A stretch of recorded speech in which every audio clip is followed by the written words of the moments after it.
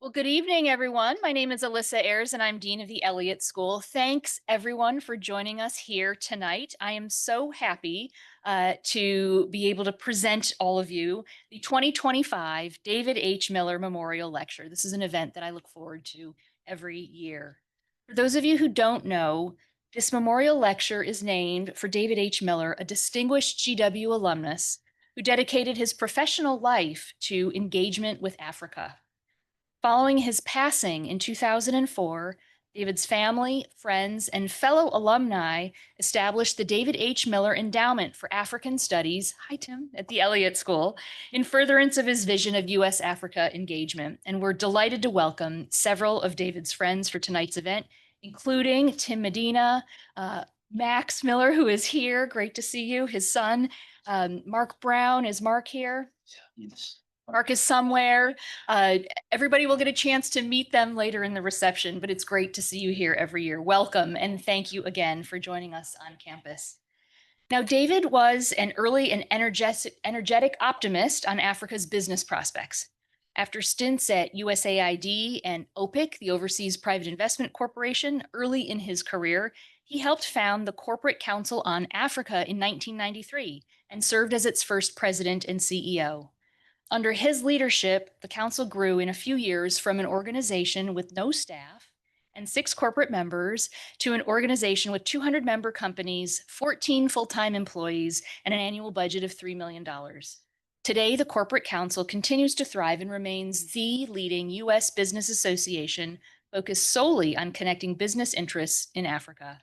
Its flagship event is the U.S.-Africa Business Summit, which brings together heads of state, U.S. and African government officials, international investors, and business leaders. And this year's summit will be held in late June in Luanda, Angola.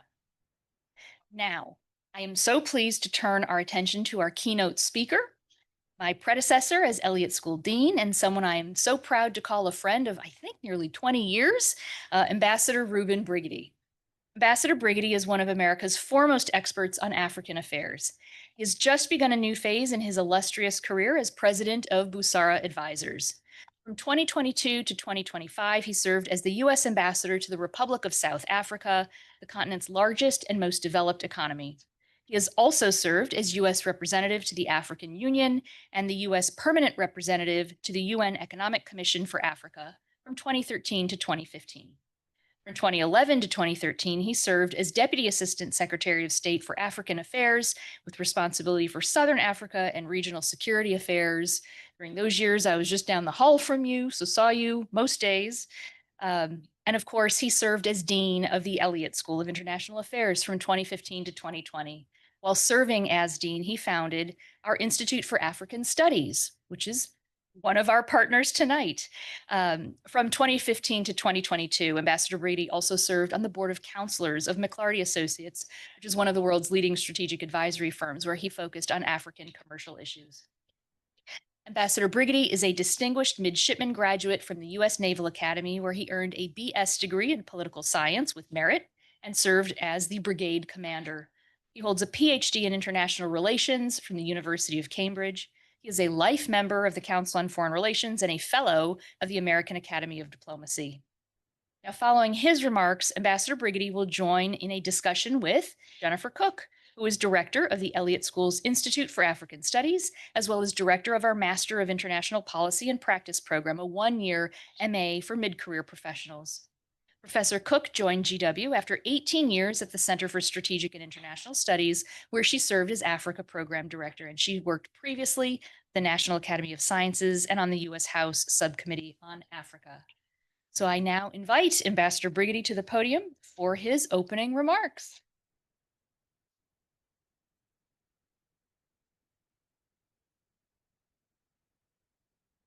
Well, goodness, it is so wonderful to be home, to be in your house, Dean Ayers, to be here with so many friends and colleagues of very long standing. And most importantly, it is a profound honor to be invited to give this year's David Miller Memorial Lecture. See you. Good to see you and good to see. I've not met you in person. It's good to see you. Thank you so much. David Miller was a visionary. Your dad was a visionary. He saw early on the immense potential of Africa, of its people, its resources, and its culture. As was stated, he served as the first CEO of the Corporate Council on Africa, and he played a pivotal role in shaping the dialogue between the United States and Africa, leading the charge for economic partnerships that have been foundational to Africa's growth today. David was what I like to call an Afro optimist, a man who truly believed that Africa's time had come and that its future was filled with promise. I'm especially honored to be joined today by David's family and friends who have endowed this lecture in his honor. And so this evening is not simply a reflection on his legacy, but it's also a time for us to contemplate the path ahead, a path that we all share, a journey that we all must walk together towards a future of mutual prosperity and stability. Now, anyone who knows me, and I know my colleagues here with whom I worked at the Elliott School, goodness, a decade ago, know that I love scouting. In my life, I've had the privilege of being part of Scouting America, what was the Boy Scouts of America, an experience that helped shape my understanding of leadership, service, and responsibility. Now, what you may not know is that modern scouting has its roots in Africa. Lord Robert Baden-Powell, the founder of the modern global scouting movement, conceived of the idea of scouting following his service in the Boer War in what is now South Africa, following a drubbing, which is the technical term for defeat, that the British forces received at the hands of Zulu forces at the Battle of Mahikeng. He returned to England following the war, where he brought together the first group of scouts at Brownsea Island outside of London.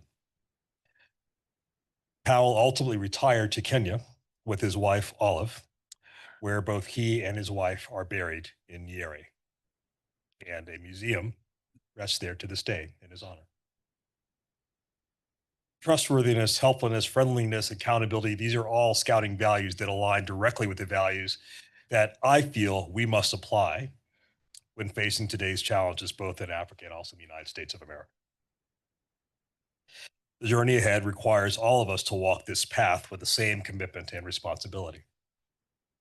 As we embark on this shared journey, we have to rely on mutual respect and collaboration, or as the Zulus say, on Ubuntu, on the idea that I am because we are. Our success is not just Africa's success, nor America's. It is our collective success. And I believe that the future ahead is one where economies on both sides of the Atlantic are thriving and able to harness the extraordinary power of Africa's coming population boom and building a future of mutual respect and prosperity. The future is undeniably African, and Africa's future will be led by private sector economic growth. So, as I said, David Miller was an Afro optimist, as am I. He saw Africa's potential long before many others, frankly, in the Washington policy community did. And today, over 30 years later, that potential is even more present.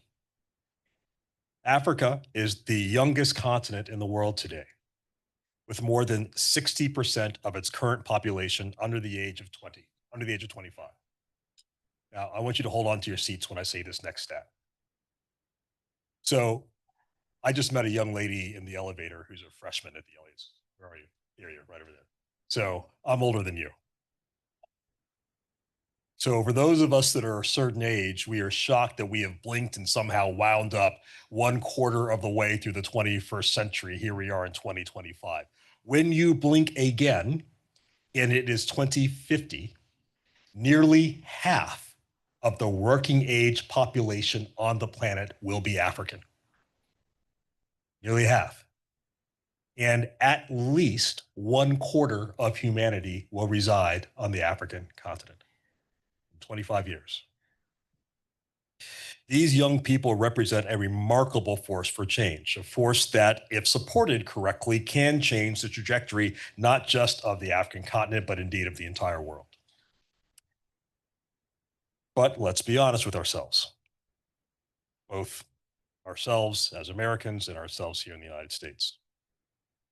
America's future is deeply connected to Africa's future, just as our pasts are inextricably intertwined. We are not simply partners in the abstract, we are tied by the same demographic forces, the same demands for innovation, and the same need to confront deep rooted challenges. Yet, to say this clearly, everybody can hear it. Our optimism here at home comes from our diversity. Our ability to continually innovate, to build bridges, and our fearless civil society, always holding our government and our business leaders to account. Innovation, diversity, and the active civil society that holds us accountable to the values we espouse are the reasons for optimism here in the United States. And just as Africa's youth is ready to shape its future, so too is the diversity of thought in the United States ready to push us toward a new chapter of progress. The values of mutual respect, collaboration, and interdependence that we seek to uphold across the Atlantic are not only critical for Africa's development, but also for our growth here at home. Africa's compass points towards a bright future. And as partners, I think so do ours. The opportunity to collaborate is now, whether through trade, innovation, or the shared pursuit of sustainable growth. The tools that we have, our resources, our youth, and our shared values position us to thrive. Africa's future is our future too. Now, lest I be accused of being Pollyanna, let me be clear that there are risks. The challenges Africa faces, fragmentation, governance issues, and limited access to capital, are real. But here's the thing, these challenges are not insurmountable. They have been addressed and conquered in other parts of the world, and indeed in parts of the continent, and they should not deter us. In fact, they represent the very obstacles that any scout would overcome when navigating uncharted terrain. Let's start with fragmentation. Fragmentation remains one of Africa's greatest challenges. There are 54 sovereign states on the continent, each with unique political, economic, and social systems. And they cover a geographic area that is 3 times the size of the continental United States of America. We say it again. You could fit coast to coast the continental United States of America 3 times inside the continent of Africa and still have room left over. So this presents a challenge, obviously, for things like market integration and creating coherent regulatory frameworks. This scale, in and of itself, is a challenge for unification in the face of fragmentation, but it is one that, again, can be addressed. Governance is another issue that requires urgent attention. For the countries of Africa to thrive, they must ensure good governance as their own citizens are increasingly demanding of their own governments. Clear, predictable regulations that encourage economic activity, transparency, and respect for human rights. But in the World Bank's Business Ready Index in 2024, only 2 sub-Saharan African countries, Rwanda and Mauritius, appear in the first or second quartile of at least one of 3 performance pillars of the regulatory framework, public services, and operational efficiency. When we find ourselves engaging potential clients about business in Africa, the question that always comes up is the issue of corruption. Let me be clear, there's corruption in Africa. There's corruption in Asia. There's corruption in Latin America. There's corruption in the United States of America. And it is also true, to be clear and to be honest, that the size and the scope of the scale of institutional corruption in Africa is a serious challenge.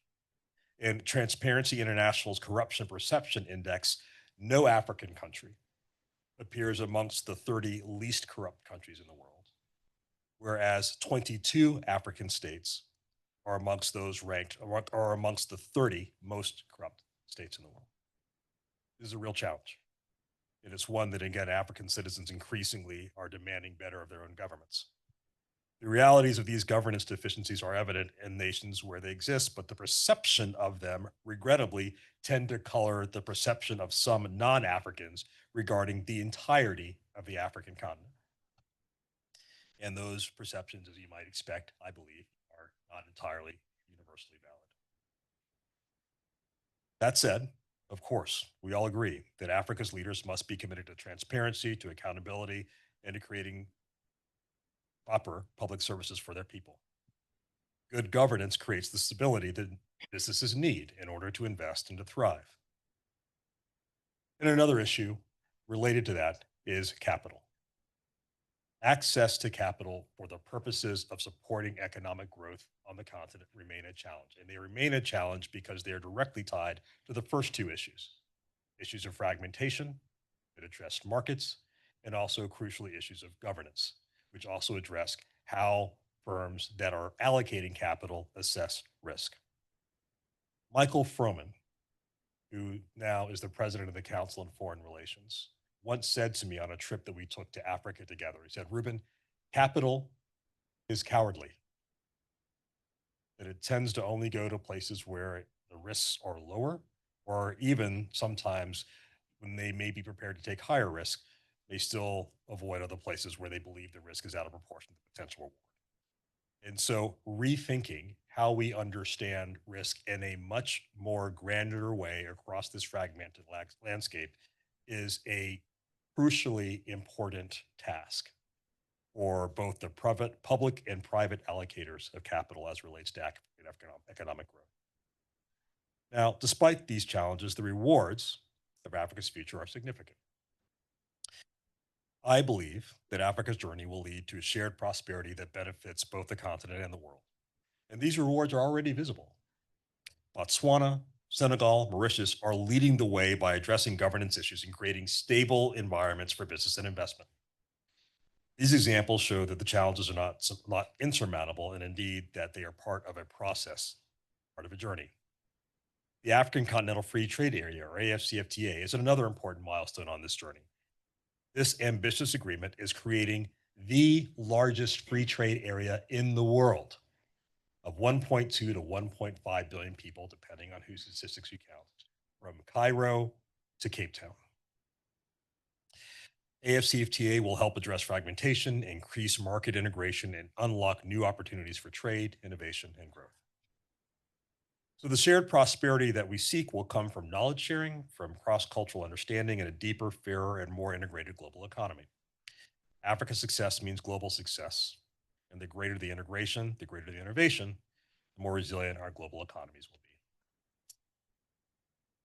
be. Now, what role in all of this for partners of Africa? As David Miller understood so well, Africa's success is not something that can be achieved in isolation.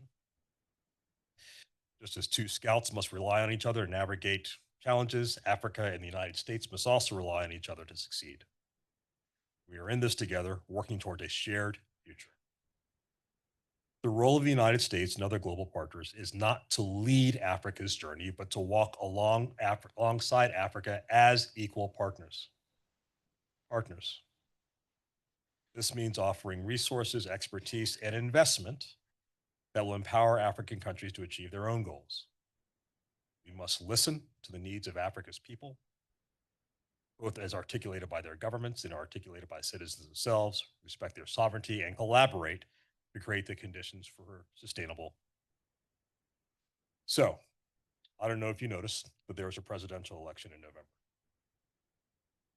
And as a result, we have a different administration now in Washington. And given this, it is appropriate to take a moment to contemplate current US policy towards the continent. Under the Trump administration, we have seen significant shifts in US policy towards Africa during the president's first 100 days in office, with a focus on extracting critical minerals and also narrowing diplomatic engagement on the continent. These changes underscored the need, I would argue, for a broader approach, one that recognizes Africa as an equal partner in a shared journey towards prosperity. I would submit that for purposes of this conversation, there are three key developments with regard to new U.S. engagement towards Africa that are worth considering. The first is the elimination of the U.S. Agency for International Development. And along with it, a series of programs that supported economic development and democracy promotion across the continent. The second is the articulated intention to close several diplomatic missions across Africa, which will limit America's ability to formally engage with African governments and also to support American businesses on the continent. And the third is a narrowing of focus on the continent to primarily on the issue of securing access to critical minerals without thinking about broader economic trends and broader ways of engaging the continent. Now, these changes are significant, but I would argue they are also a reminder that the path forward requires new strategies. Africa's growth and global prosperity depend on a much broader focus, one that engages partners in building long-term sustainable relationships. I've often thought that shared values of Ubuntu, as I mentioned before, and Busara, which are the guiding principles of our firm, I've often thought that they are the very principles upon which we must apply global partnerships. As said, Ubuntu is the idea of I am because we are, recognizing, uplifting our shared humanity. Busara is a key Swahili word that means wisdom. The ability not only to know information, but to be able to apply it in a way that leads to not simply to better outcomes, but indeed better humanity. When we approach global partnerships with these values, I believe that we ensure that our shared prosperity and security are built on a foundation of mutual respect and understanding. At Busara Advisors, we are focused on supporting African growth and development with these very values, believing that working together and relying on each other's strengths and building on the wisdom of our shared experiences, we will be able to ensure a future where Africa's potential is realized for all of us. So as we think about the substantial changes towards African engagement that we've witnessed the last several weeks, the ancient Zen koan comes to mind. That being the case, how shall we proceed? I would submit two things. The first is that we have to keep showing up with initiative, insight, ingenuity, and determination. We must keep showing up.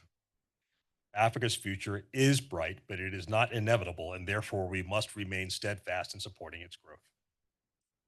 So as we look to the future, we must ensure that the half of the world's most dynamic and youthful population that will be on the continent of Africa, not only that it's not left behind, but that they can realize their fullest potential at home on their own continent and be able to contribute from that potential to the rest of the world.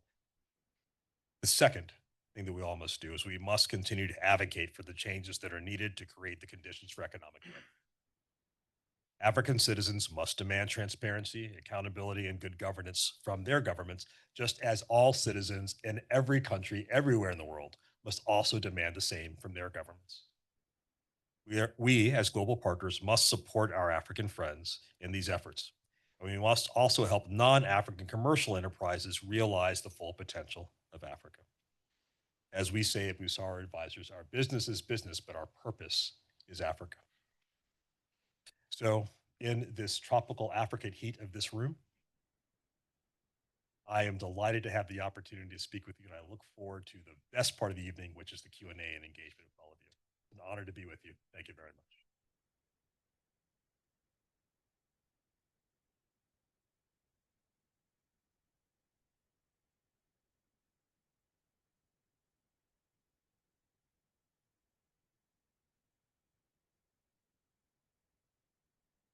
Ambassador, thank you so much for that really energizing and inspiring remarks tonight. I liked that you start with that, in a blink of the eye, things change. And just last week, we had a student organized conference here on Africa and youth and Africa's technology revolution.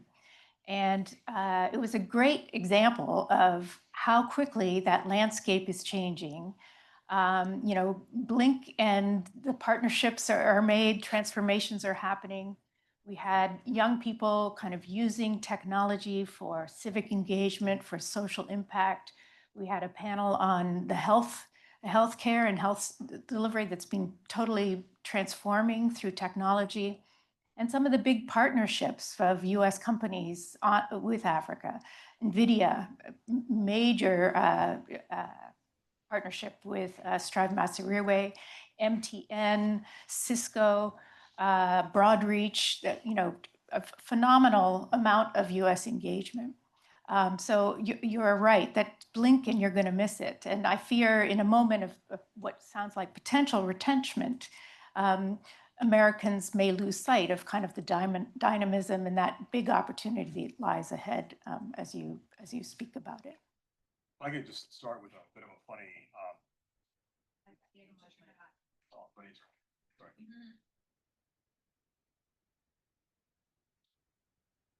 Can you hear me now?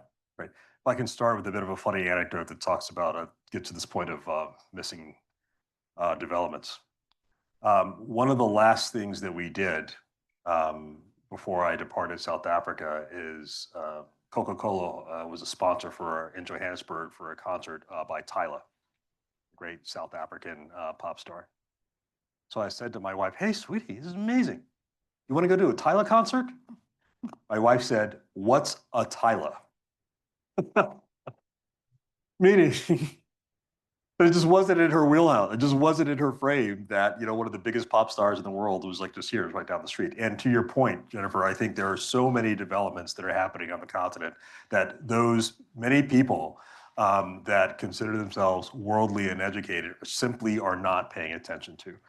That said, Africa's youth are not waiting for us, nor are they waiting, quite frankly, for their own governments. And quite frankly, other countries around the world also understand the potential and the engagement, and they're not waiting for the United States to decide to engage. So this train is moving, for sure. Absolutely. I wonder if you can say a little bit, you talked about the Africa Continental Free Trade Agreement, the potential for economic growth. We've seen in Africa, but in every region, that growth does not necessarily translate into lifting all boats equally. And free trade integration is good. It generates more wealth, but it does also create displacements and dislocations. And I mean, I'm not sure how well the Africa Continental Free Trade Agreement or the member countries have kind of grappled with that potential displacement. I wonder if you might say a bit on that. Sure. My good friend, Ambassador Michelle Gavin, once said that Africa is so big that you can find examples for everything, including examples of arguments that are completely opposite to each other. And so the way in which I think about it is in a broad holistic view.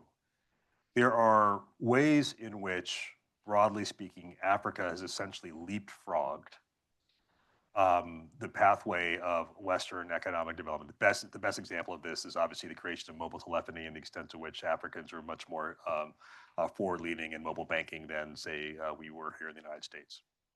But the flip side is that in some ways they have lagged other developments in the West in ways that could have been more beneficial to them. And I think how we think about continental integration and what that means is a very good example. So, and also what it means for free trade, not only in terms of job creation, but also politically in terms of what the implications are. So the obvious analogy is the creation of the European Economic Community and the EU alongside the creation of the AU and the African Continental Free Trade Area. And there are a couple of things that are worth thinking about. The first is that European integration started with economic integration after World War II. The EEC preceded the EU. And it's only in the latter stages of Europe's development outside of NATO that they've tried to look towards more common foreign and defense policy. The African Union started first with political unity. And it's only since 2017 that the idea of the AFCFTA is really sort of taken off. And so what I'm the way to think about this, one way to think about this is there might be limits to the benefits of integration, but Africa is far away from realizing those limits as of yet, right? There is much greater work to do to literally just physically, geographically connect the continent, not only in terms of decreasing border friction and border boundaries, but also just literally physically through roads and rail networks, whatever, so physically creating it.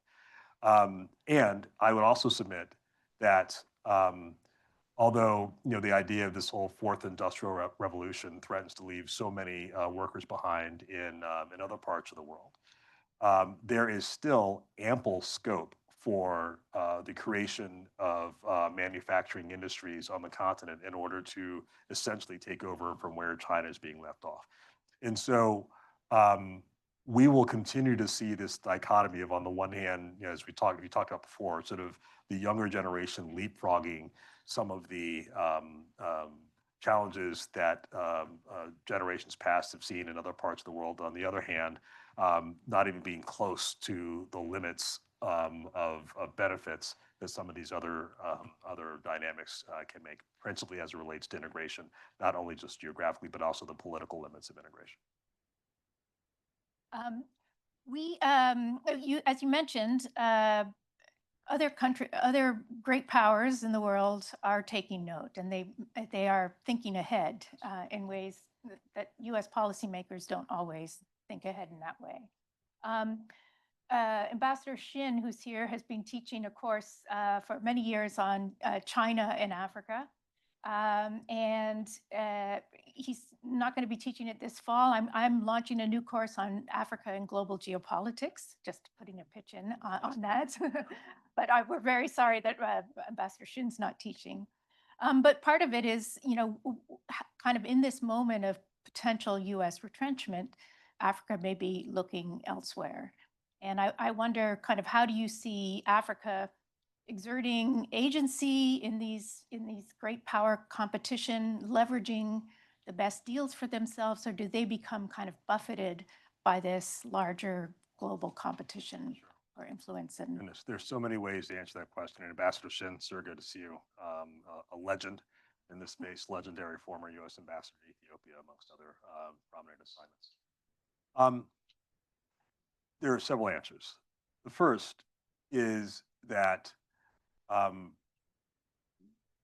one refrain that you hear that I've heard a lot in the last 2 to 3 months from serious African leaders is that it is clear that the age of aid, if it's not over, it is definitely taken a turn. And as a result, it is, quote, I've heard a couple of leaders say this phraseology, it is high time, end quote, for Africans to begin to think much more critically about how they finance their own development. Through remittances, through the better efficiency of other IFIs, international financial institutions, through trying to figure out how to leverage more private capital, et cetera. So that's one.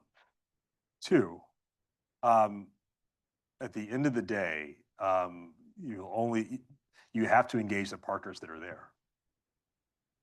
And there are some other countries, for example, some that begin with a chi and end with a na, that are ever present. And they are learning, meaning the Chinese are actively learning. I used to say 15 years ago, the two best things that the United States had going for us as it relates to our engagement in Africa is, one, that we weren't the French, which is shorthand for saying that we don't have a colonial history on the continent the same way that our European friends do. And that doesn't create much of an overhang. And the other is that we have Beyonce and Jay-Z and China doesn't. Meaning the extent of American soft power would continue to be a dramatic pull towards Africa's younger generation. That's changing. On the one hand, we know that African consumers are very, very brand loyal, but we also know that Chinese brands of all kinds, from cars to musicians to clothes, etc. Our phones are really making inroads. And again, to the point of blinking in 25 years, we're going to wake up and someone's going to say, how did this happen? How is it that, now with the greatest workshop in the world that is home to half of the world's working age population are all working in Chinese factories in Ghana or Nairobi or Kinshasa? And why can't we gain access? Um, and so I say this as from a spirit, not of, really just from a spirit of a citizen who cares about our country's place in the world and cares deeply about this broad transatlantic relationship. It is very important that we broaden our aperture in terms of the nature of our engagement with the continent. Now, one thing is also very true, and it's especially true in the context of South Africa, as you will well know, Jennifer. Even during the most difficult times between our government relations, it was always people to people, always individual businesses that continued to advance that relationship. And therefore, if the administration's approach continues to unfold and there will be a diplomatic retrenchment, then that creates ample space, necessary space for universities, for businesses, for intellectuals to continue to find ways to engage and find other options for supporting these crucially important issues that are no longer going to be the purview of the government of the United States. For U.S. policy, I've always said it's kind of like the DC lotto. You can't win if you don't play. So get to the table. I do want to turn for questions to the audience, but I do have one last question to you. Kind of thinking about our students who come to the Elliott School to take leading roles in policy, in development. Many have been drawn to USAID or the State Department or some of the democracy, human rights, and peace institutes here. There's uncertainty in that world, and there's the media coverage is not as great because there's a lot of things going on in the world, and so I wonder what you would say to young students, whether they want a career solely focused on Africa or more broadly, what you might say to them. Let me say some things that may not be terribly popular. When I was in South Africa and they were moving towards what turned out to be an historic election in May 2024, when the ANC lost its majority for the first time in a generation, I said that in a democracy with fair elections, the voters are right by definition.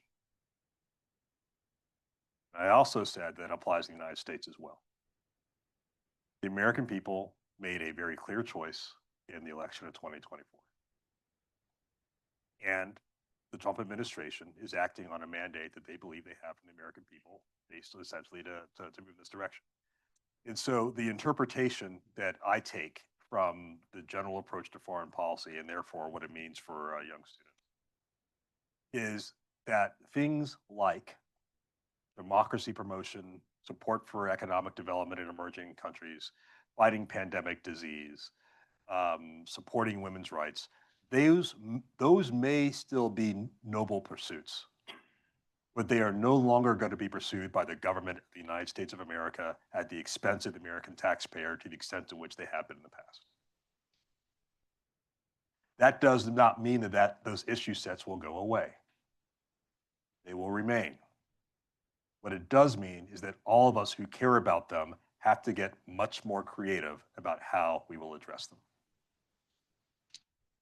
So that, if I may, that's part of the theory of the case behind Busara Advisors. We are absolutely convinced that the next chapter of Africa's history will be defined by private sector-led economic growth, that it is vital for other firms outside of Africa to help be part of that growth, American firms and others, and that it is vital for African businesses to continue to be connected beyond the continent. And to the extent that governments like the United States are retrenching, private firms like ours and others will have to take up the mantle, do more work. And so what I would say to all of our students is you have to be creative, you have to be agile, you have to be really broaden your aperture about where you think you're going to work. If you all thought that you were going to stay here and get an apartment in Foggy Bottom and live here for the next 30 years, you need to rethink that. Whether it's whether it's with city governments or state governments or NGOs that are now working to pick up the slack or pick your thing, there will still continue to be a number of opportunities. It's just not going to look like what it did, goodness, even 5 years ago for young people moving forward. As I might add, it's also framing for a broader public kind of the importance of those kinds of relationships. That even for to benefit from the commercial opportunities, you do need that diplomatic presence to guide, to navigate, to understand. Firms need the political risk analysis, the understanding of the local terrain, and so forth. So that's yeah. But I very much take your point, kind of creativity and thinking about things in a new way. Yeah. So thank you for that. Let's turn for some questions. I see a hand in the far back. And gentlemen, go there, and then. Hey, Dean. It's good to have you back. Welcome back. Yeah, so my name is Chiang. I'm a first year student here for Science and Tech Policy at Elliott. And part of my work involves critical minerals. And um, I kind of want to ask you about the libido corridor. Yeah. You know, we've been trying to get that established for decades now. Yeah. And some things just don't seem to cross that finish line. Right. If you could offer some solutions and wisdom, I greatly appreciate it. Thank you. Sure. So for those that may not know, the libido corridor is essentially a not just a railway, but indeed meant to be an economic corridor from the Angolan port of Libido across Angola, across essentially the mineral belt in northern Zambia and southern DRC, in order to improve the infrastructure to not only extract those critical minerals, because that area is like 60% of the world's richest copper deposits are there. Right, some of the most deepest veins of various critical minerals and PGMs are also in that space, all of which are vital for the new economy. Everything from solar panels to cell phones to whatever the next generation of smart technology are going to be, all rely on those critical minerals, and the most significant aspects of them are basically in that mineral belt. And so the Biden administration tried very hard to push the development of this corridor to include the centerpiece of which was going to be the refurbishment of a rail line. And not only the rail line to extract the minerals, but also to create other pathways for the beneficiation of those minerals within that corridor, creating additional economic activity, creating additional wealth, et cetera, and with a not so subtle way of saying that this is essentially America's answer to China's Belt and Road Initiative. Here's the challenge. The Chinese think in centuries and we think in 4-year cycles. And with the right focus and long-term commitment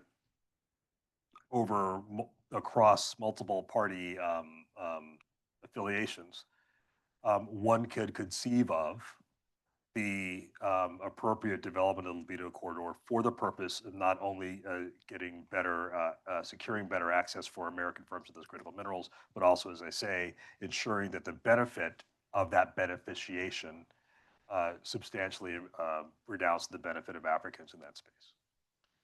I think many of you may have seen just last week, Secretary of State Marco Rubio hosted the foreign ministers of Rwanda and DRC.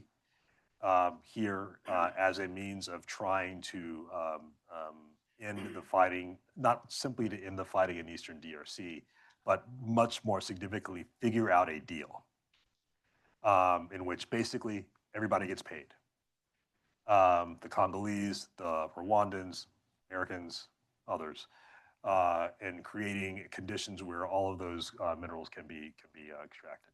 I think, quite frankly, that what is what is going to happen is the current administration, just like they did with the USMCA, right, to replace NAFTA, will have to figure out how do they rethink the nature of the libido corridor in ways that are branded by the Trump administration and in ways that make sense for their foreign policy priorities. The good news is their priorities as it relates to Africa are limited, as I said, basically two things: critical minerals, and then also geopolitical competition. And so that, if properly understood and properly formed, actually could create greater lift for the libido corridor, but it's only been 101 days. So. Question to the gentleman, and then we'll come over.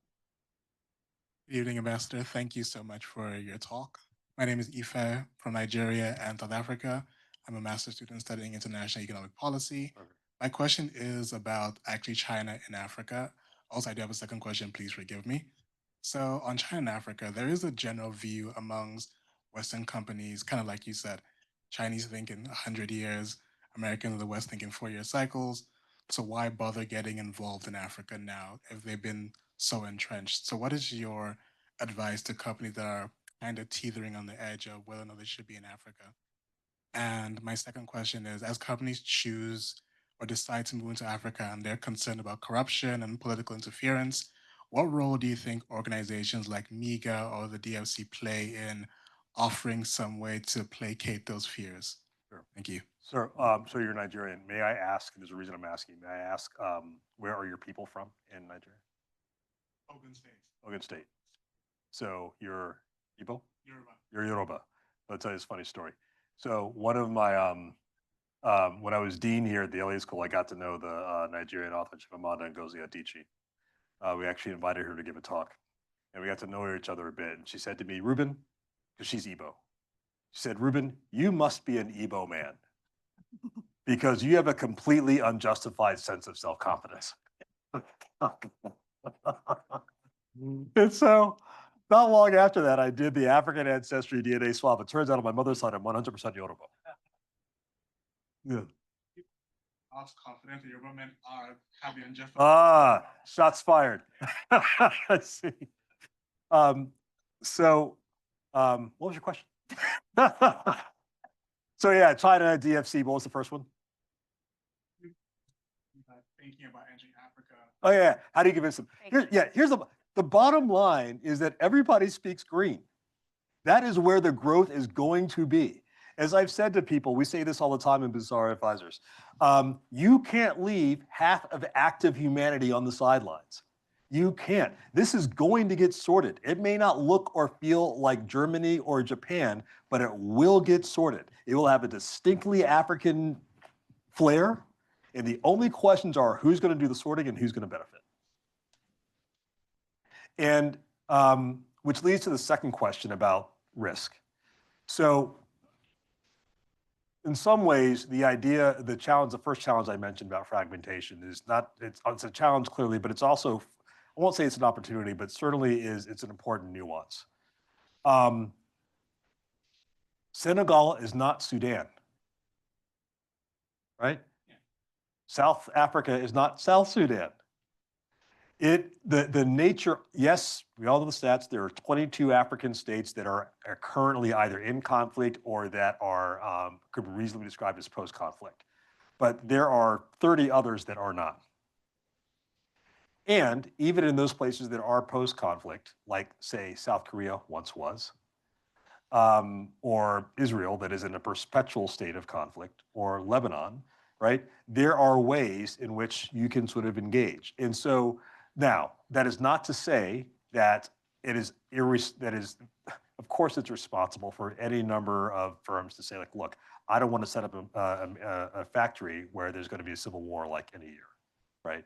And that absolutely is the role of political leaders both in the continent and beyond to try to figure out how to address it. Because the biggest indicator of whether or not a country is in poverty and will remain in poverty 10 years from now is whether or not they were in conflict 5 years ago. And so there is a clear linkage between conflict resolution and economic growth. sustainable conflict resolution, and sustained economic growth.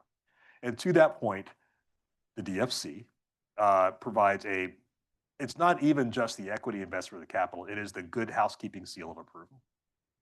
That if the US government is prepared to take an equity stake in this particular enterprise, in this particular country, in this particular part of the continent, right, other investors can float. And that was the point, by the way, right? To be able to use DFC investments in order to leverage other private sector investments to address any number of other things. And so I am an Afro-optimist because at the end of the day, I believe that people want to make money. And one of the things we say at Busara is we have three fundamental whys why we do what we do: to add value, grow jobs, and to spread dignity. Because businesses create jobs, and jobs create dignity. And this is going to get sorted. Can Can we go to Mel?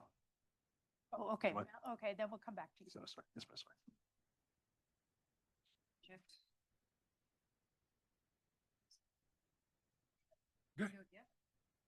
Okay, Ambassador, it's so great to see you. Thank you, sir.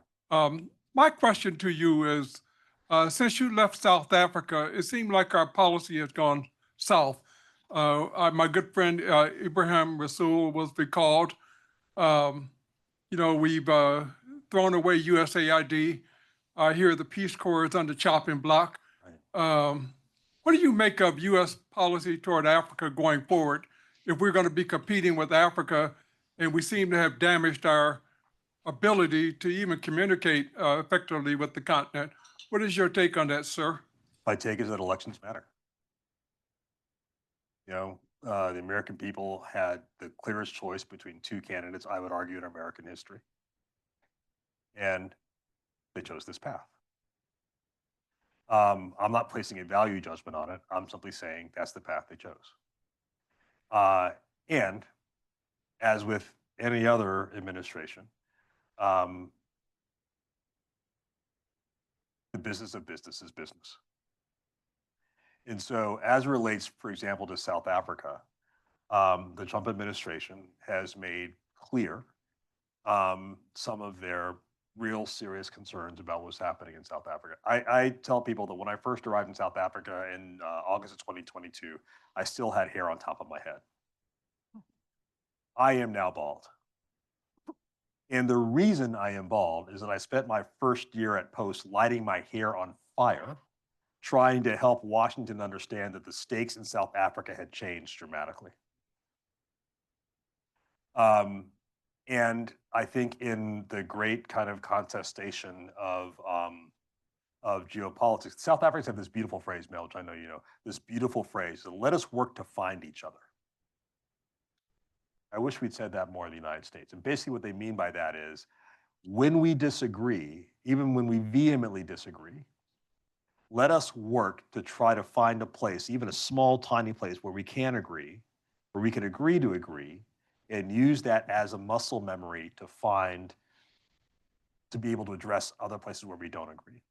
I would submit that what is happening in the US-South Africa bilateral relationship right now, and I would argue in other parts of our engagement, is that the Trump administration has zero desire to find their interlocutor. Now, I don't say that as a value judgment. I simply say that as an analytical observation. They're taking basically a different approach. That if you stake out a hard position, whether it be on tariffs, on aid, on borders, whatever else, you will force your interlocutor to come to you. That is not the school of diplomacy I come from, but it is the school of diplomacy that the American people freely chose. I would submit that that creates a great deal of space for those of us who continue to believe in what I might call the Ubuntu school of diplomacy, to be practitioners of that engagement. I would even submit it's probably more important now than ever. Smith. I'm sorry, I'm taking your priority for you. But... Hello, my name is Genevieve. I'm from Ghana. I'm a lecturer in Ghana. I teach finance and I'm also doing a master's in economics here, international economics. And with what you said about Ubuntu, I used to be with the UN. UNECA specifically, traveling across Africa.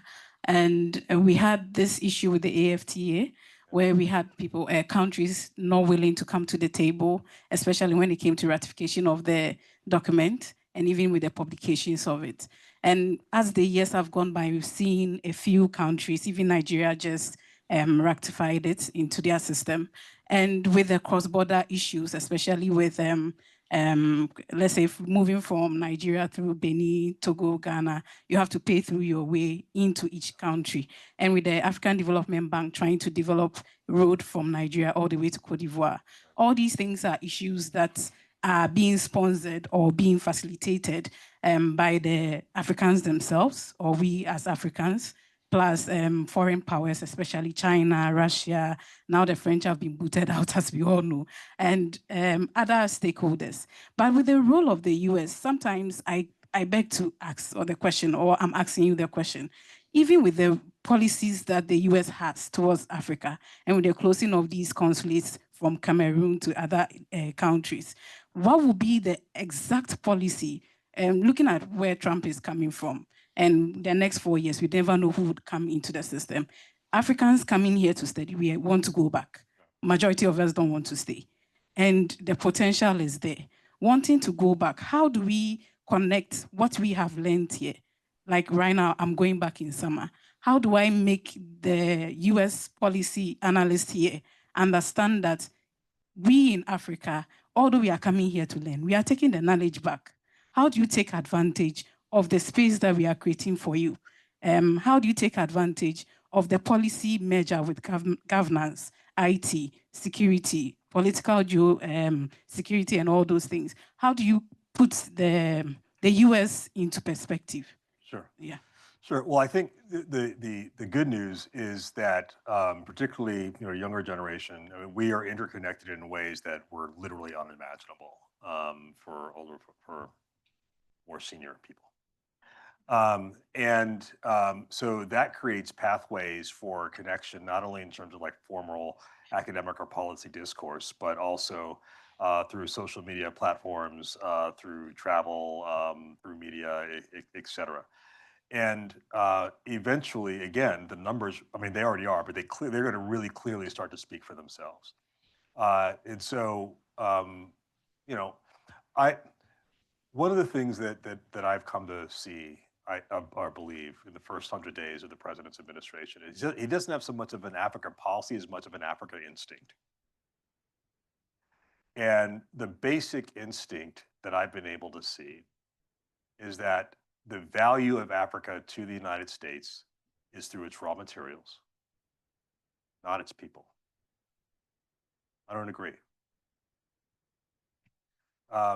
And now the good news is that there are many more ways for connectivity between people that don't rely on our governments. And administrations are transient. So I think, which is not to say that a different one will be chosen or better or whatever else, it is simply to say that there is a role for people to people and business to business diplomacy engagement, notwithstanding whatever, to your question, the official policy of the government of the day in the United States. We take a last question. How are we on? Thank you, Ambassador Brigety and Professor Cook. I was recently managing, my name's Hannah Brown, and I am a former Elliott student, also currently in the process of pursuing medicine as my long-term career, and I was managing a USAID program focused on bolstering medicine's regulatory frameworks on the African continent. And a big part of our work, was working with missions, and it was a really major role in, gaining access to the local governments and the medicine regulatory authorities and being able to actually make the progress necessary to promote access to quality, safe, affordable medicines for the local citizenries. And so in the spirit of, being practitioners of our own beliefs, despite the current situation we find ourselves in and, exploring the private sector, I wanted to know how you think we proceed basically in a world where diplomacy is not really existing in the same way it was before. And whether that looks like employing a lot of people who once worked in the public sector and bringing them over to the private sector. You guys are hiring Busara advisors. I am very, very open right now. But yeah, that is just really where my curiosity lies right now, having personally liaised with many missions on the African continent and seeing how those connections just expedite the work and build trust, and seeing that trust, nearly completely be broken overnight. And I'll say that just to add on one last thing, the connections of the brilliant minds, people I worked with on the program that I was managing, both on the African continent and in the US, I think those personal connections will continue to foster diplomacy despite the, as you mentioned, transient nature of presidential elections in the US and elsewhere. Thank you for your question. So my first civil in the U.S. government was with USAID in the Bureau of Humanitarian Assistance. I am heartbroken by the dismantlement of the agency, and I have nothing but the highest regard for those professionals at USAID, some of whom gave their lives in the service of our country. I would often say that USAID is the Ubuntu agency of the U.S. government. And alas, it is no more.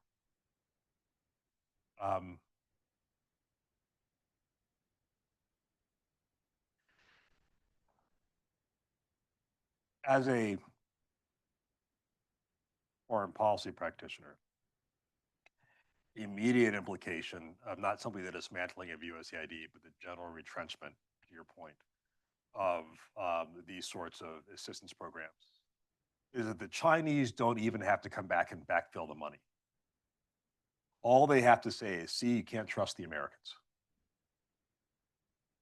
Because they have these 4-year cycles, and they're here one day and they're like on the moon the next. You can't guarantee they're taking you to that they're going to be here. We'll be here. Can't guarantee them. I fail to understand how that is in our interests, but I respect that that is our choice. Now, we all still have lots of other choices, to your point. And the short answer is that there is not an immediate, like there's not some other US government alternative for American citizens in the US. But the good news is that we are all much more hyper-connected. There's more kind of philanthropic and impact money around than there has ever been. And we are all going to have to figure out how to use our respective creative contacts, energy, focus to address this issue set. Right? This is the challenge of this generation. And so let's be brave. Take up the gauntlet.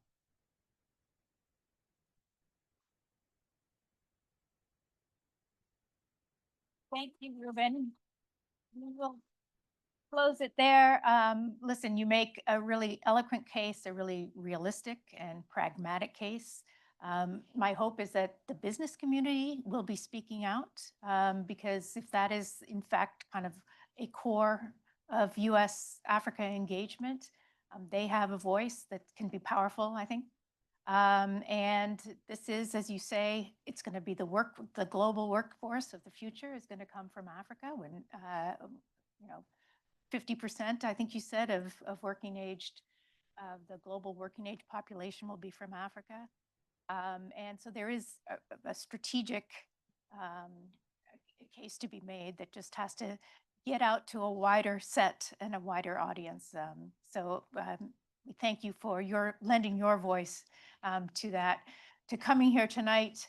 One of the things that I remember you kind of saying a number of times when I first came here was that Africa matters not just for Africa's sake. It's not in a bubble.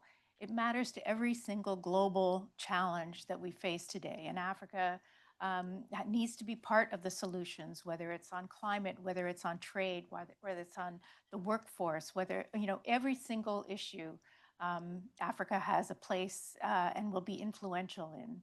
And I've always remembered that, and I've plagiarized that phrase to my students again and again. So again, thank you for being a champion of that and for joining us tonight. And thank you to the North and again.